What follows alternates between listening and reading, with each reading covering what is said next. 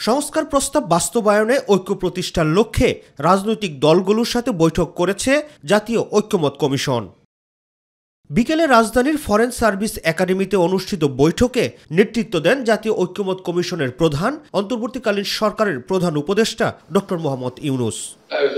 আমি খুবই আনন্দিত হলাম, বহুদিন ধরে এটার অপেক্ষা করছিলাম। জাতীয় ঐক্যমত্য কমিশনের প্রথম বৈঠকের মধ্য দিয়ে বাংলাদেশে অন্তর্বর্তীকালীন সরকারের দ্বিতীয় ইনিংস শুরু হয়েছে বলে জানান তিনি। যেভাবে আমরা প্রথম অধ্যায় আমরা শেষ করলাম, দ্বিতীয় অধ্যায়ে যদি আমরা শিক্ষিত রাখতে পারি, তৃতীয় অধ্যায়ের জন্য আমাদের কোনো চিন্তা নেই, আমরা নিশ্চয়ই নতুন বাংলাদেশ বানাতে পারবো।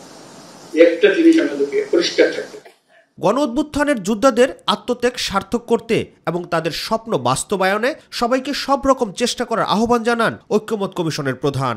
যাদের কারণে আমরা আজকে এখানে সমবেত হয়েছি, যাদের আত্মত্যাগের মাধ্যমে গণ অভ্যুত্থানের সেই শহীদ আত্মত্যাগকারী যারা, তাদেরকে আমরা স্মরণ করে আমাদের প্রতিজ্ঞা হলো আমরা যেন সেই আত্মত্যাগের প্রতি অসম্মান না জানি।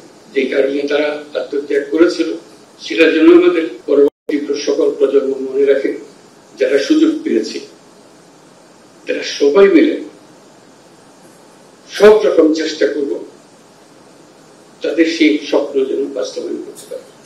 অভ্যুত্থান পরবর্তী সময়ে যে নতুন বাংলাদেশে বিনির্মাণ শুরু হয়েছে, এতে পুরো বিশ্বের সমর্থন রয়েছে বলেও জানান অন্তর্বর্তীকালীন সরকারের প্রধান উপদেষ্টা।